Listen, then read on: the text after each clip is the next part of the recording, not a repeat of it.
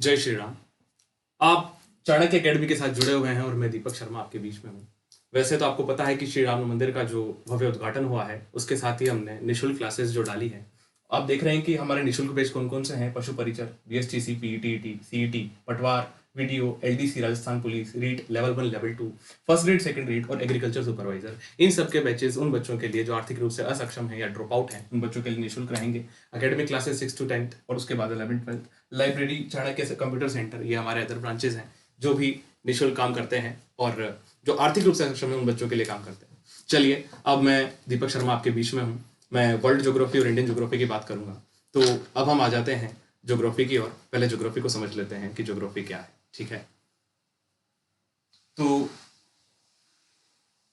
पहले आप देखेंगे कि भूगोल ज्योग्राफी जो होती है, जियो प्लस ग्राफी, दो शब्दों से मिलकर बनी है, जियो प्लस ग्राफी। जो जियो होता है उसका अर्थ आपको वैसे तो पता है, और नहीं तो देख लीजिए, भू। जियो मीन तो होता है भू या पृथ्वी, भू का ही पर्यायवाची पृथ्वी है। और ग्राफी इसका मतलब है वर्णन करना, यानी इन दो शब्दों के मेल से बना है जियोग्राफी, यानी पृथ्वी का वर्णन करना। इसमें आप पृथ्वी की जितनी भी घटनाएं होंगी, चाहे नदी, पर्वत, पहाड़, मैदान, उन सब के बारे में, जनसंख्या, इन सब के बारे में आप भूगोल के अंदर पढ़ते हैं। भूगोल का यही विषय है। अब आप देखेंगे कि भूगोल का जो वर्णन है, ये शब्द पहली बार किसने दिया था? तो पहली बार जो भूगोल शब्द दिया था वो था इरेटोस्थेनीस के द्वारा। इरेटोस्थेनीस के द्वारा पहली बार भूगोल शब्द दिया गया था। कुछ किताबों में इरेटोस्थेनीस को भूगोल का जनक भी कहा गया है, और इनकी जो बुक थी उसका नाम भी यही था, जियोग्राफिया। इसी बुक में उन्होंने इस किताब के नाम पर ही क्या पड़ गया था, जियोग्राफी। तो इस किताब में पहली बार इन्होंने यूज किया है कौन सा शब्द इरेटोस्थेनीस के द्वारा, जियोग्राफी। बुक का नाम क्या है, जियोग्राफिया। उसके बाद आगे बात करें तो इसके जनक जो माने जाते हैं प्राचीन, वो माने जाते हैं हिकेटियस। कुछ किताबों में इरेटोस्थेनीस भी लिखा हुआ है और कुछ किताबों में हिकेटियस लिखा हुआ है। ठीक है, अब हम आगे बात करते हैं इसकी ब्रांचेस की। तो जो ज्योग्राफी की ब्रांचेस हैं वो दो हैं। पहली जो ब्रांच आती है वो है फिजिकल ज्योग्राफी। फिजिकल ज्योग्राफी मतलब होता है भौतिक भूगोल। और भौतिक भूगोल के अंदर क्या आएगा, आप सोचिए। तो भौतिक भूगोल के अंदर मनुष्य के अलावा, मनुष्य जो जीवित है उसके अलावा जो भी चीजें हैं वो सब भौतिक भूगोल है। आपके पर्यावरण में आप जो कुछ भी देखते हैं वो सब भौतिक भूगोल का हिस्सा है।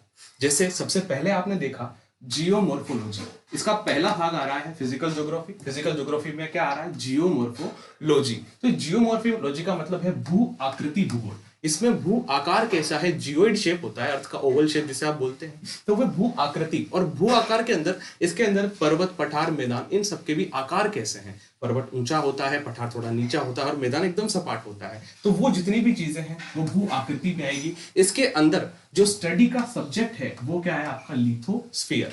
लिथो और स्फीयर दो शब्द से मिलकर बना है, तो ये जमीन की बात करेगा। लिथोस्फीयर लैंड की, जमीन की बात करता है। ठीक है, दूसरे नंबर पर आता है क्लाइमेटोलॉजी।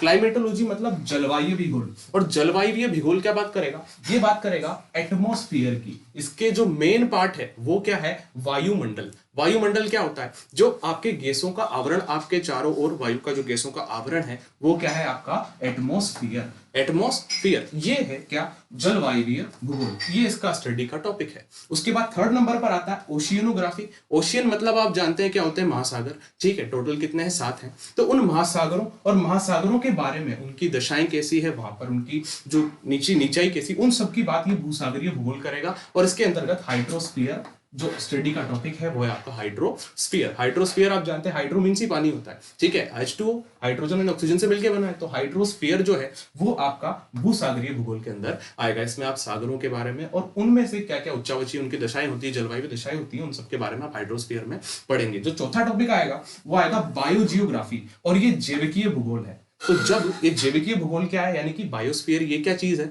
तो ये होता है जब जमीन यानी लिथोस्फीयर, उसके बाद वायु यानी कि एटमॉस्फेयर, और उसके बाद हाइड्रोस्फीयर यानी कि जल, यानी जल, वायु और जमीन, ये तीनों मिल जाएं तो इनके मिलने से उत्पत्ति होती है किसकी, इंसान की, मनुष्य की। और मनुष्य के बारे में जो अध्ययन आप करेंगे वो होगा आपका बायोस्फीयर में। लेकिन इसमें मनुष्य से पहले जानवर आते हैं, तो जीव जंतु और वनस्पति का अध्ययन इस बायोस्फीयर में किया जाएगा। इन तीनों के मिलने से ही कौन सा पार्ट बनता है आपका, बायोस्फीयर, जिसे आप क्या बोलते हैं, जैविकीय भूगोल बोलते हैं।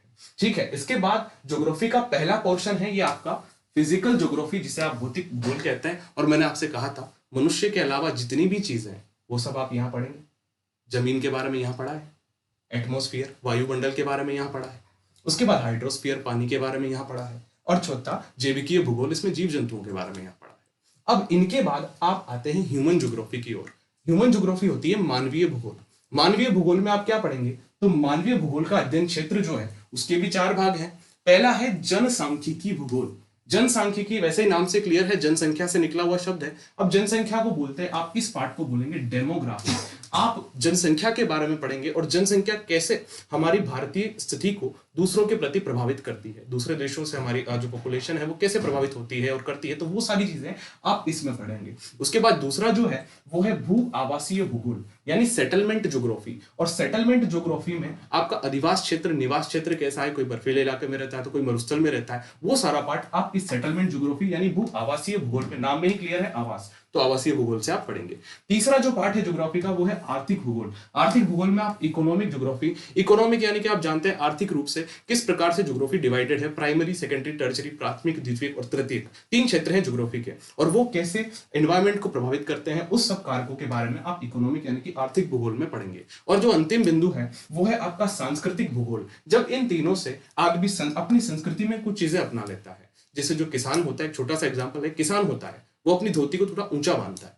क्यों बांधता है? क्योंकि उसे कहाँ काम करना होता है, खेतों में। अगर वो धोती ऊंची नहीं बांधेगा तो उसके खेत, उसकी जो कपड़े हैं वो गंदे हो जाएंगे। तो ये छोटी सी बात थी, लेकिन इससे आपको ये पता चलेगा कि किसानों की धोती थोड़ी सी ऊंची होती है। तो ये आप कल्चरल एस्पेक्ट है ज्योग्राफी का, क्योंकि वहां पर किसान खेती में काम कर रहा है, तो इस वजह से उसका कल्चरल पार्ट हो गया ना। तो आप जितने भी कल्चरल पार्ट पढ़ेंगे, जैसे कि मरुस्थल में लोगों का खान पान कैसा होता है, उनका वहां का वेशभूषा कैसी होती है, तो कल्चरल पार्ट कैसे ज्योग्राफी को प्रभावित करता है, वो इस छोटे सेक्टर में, जिसको आप बोल देंगे सांस्कृतिक भूगोल, इसके बारे में पढ़ेंगे।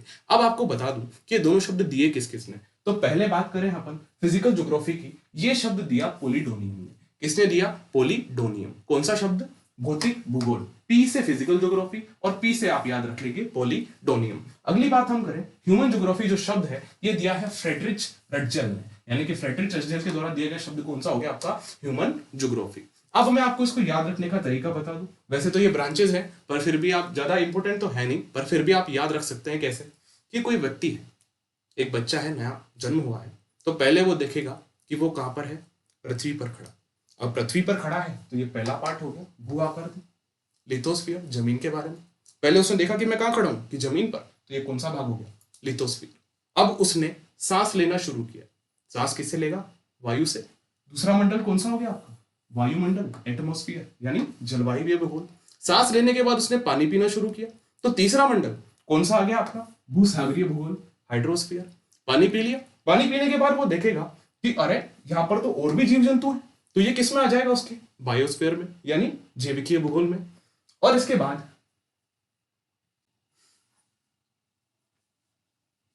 तो अब हम मानवीय भूगोल, ह्यूमन ज्योग्राफी को देखते हैं। शब्द फ्रेडरिच रटजल द्वारा दिया गया है, और इसमें जो आपने देख लिया कि बच्चे ने आसपास देख लिया, जीव जंतुओं को देख लिया। अब जनसांख्यिकी भूगोल, यहां बच्चा देखेगा कि अरे हमारे आसपास तो काफी सारी जनसंख्या है, तो ये किस में आ जाएगी? जनसंख्या भूगोल में। अब जनसंख्या रहती कहां है, तो ये भी बच्चा देखेगा। अब उसने इसके लिए देखा भू आवासीय भूगोल यानी सेटलमेंट ज्योग्राफी, कि वो रह कहां रहे हैं, उनके घर हैं, सबके घर बने हुए, सब समाज में रह रहे हैं, तो ये किस में आ जाएगा? आपका भू आवासीय भूगोल में। अब वो देखेगा कि उसके माता पिता जो हैं वो काम पर जा रहे हैं, यानी कि ये किस में आ जाएगा? आर्थिक भूगोल में, इकोनॉमिक ज्योग्राफी में। सब अपने अपने हिसाब से काम पर जाते हैं, सबके अपने अपने रोजगार हैं, तो वो आर्थिक भूगोल में आ जाएगा। और जो अंतिम बिंदु है वो है कि अरे सब मिलकर के कोई ना कोई त्योहार, उत्सव मना रहे हैं, तो वो किस पार्ट में आ जाएगा? वो आ जाएगा सांस्कृतिक ज्योग्राफी यानी कल्चरल ज्योग्राफी में। तो ये थे आपके दोनों पार्ट्स, पहला फिजिकल ज्योग्राफी और दूसरा ह्यूमन ज्योग्राफी। फिजिकल ज्योग्राफी शब्द किसने दिया? पोलिडोनियम ने। और दूसरा शब्द ह्यूमन ज्योग्राफी, ये किसने दिया है आपके? तो फ्रेडरिच रटजल ने। Thank you.